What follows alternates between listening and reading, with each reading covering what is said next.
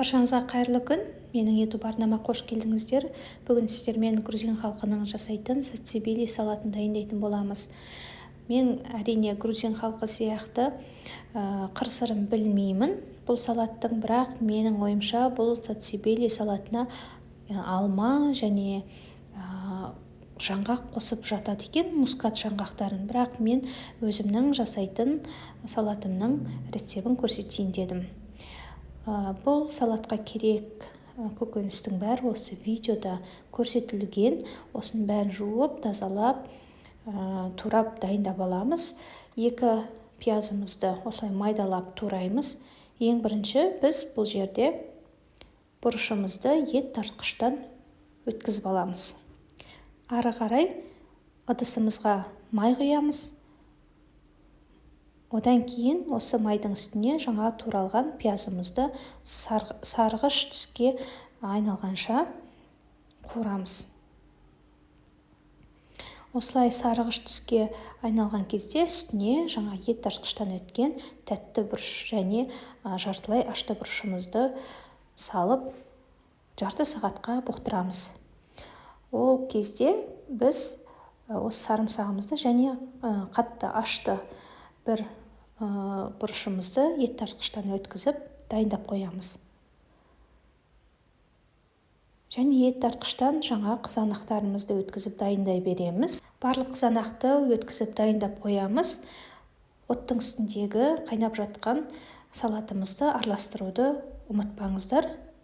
Үстіне өткізілген сарымсақпен жаңағы ашты бұрышты салып, тағы да араластырып 20 минутқа орташа отта бұқтырамыз. Ет тартқыштан өткен қызанағымызды үстіне құйып, жақсылап араластырып, орташа отта тағы 40 минут бұқтырамыз. Үстіне дәмдеуіштен хмели сунели салып, араластырып,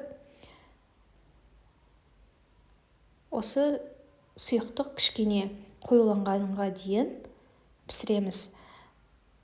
Ас көктерден менде кинза және укроп өте дәмді дәм береді. Міндетті түрде жаңағы дәмдеуіштерді салуды ұмытпаңыздар. Осы жерде қараңыздар, майлы әдемі болып сарғыш түске айналып жатыр. Мынандай райхан гүлі бар. Осыдан аз ғана турап салып жіберіңіздер. Осы грузин салаты сацибили осындай неше түрлі дәмдеуішті сала отыра әдемі өзінің бір ерекше дәмін береді екен. Барлық дәмдеуіштерді, ас көктерді осы видеоның астына жазып қоятын боламын.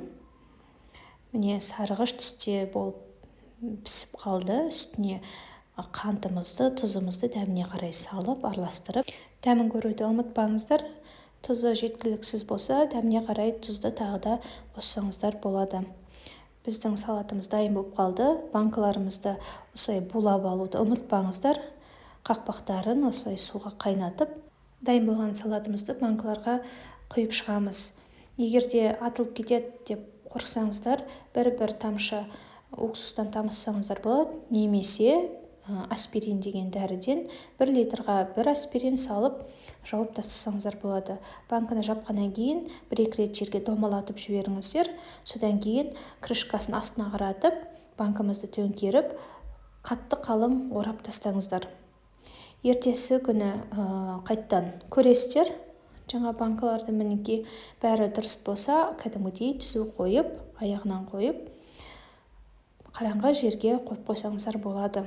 Бұл негізі аспиринсіз, жаңағы уксуссыз жабылатын салат. Еш қорықпаңыздар, тек қараңғы жерде тұрғаны, негізі қараңғы жерде және салқындау жерде тұрса еш білінбейді. Өте дәмді. Гарнирлерге қосып жесеңіздер, жаңағы кебаб пісірсеңіздер, котлет пісірсеңіздер, сонымен өте жақсы дәм беретін салат. Мінекей сіздерге біреуін ашып көрсеттім.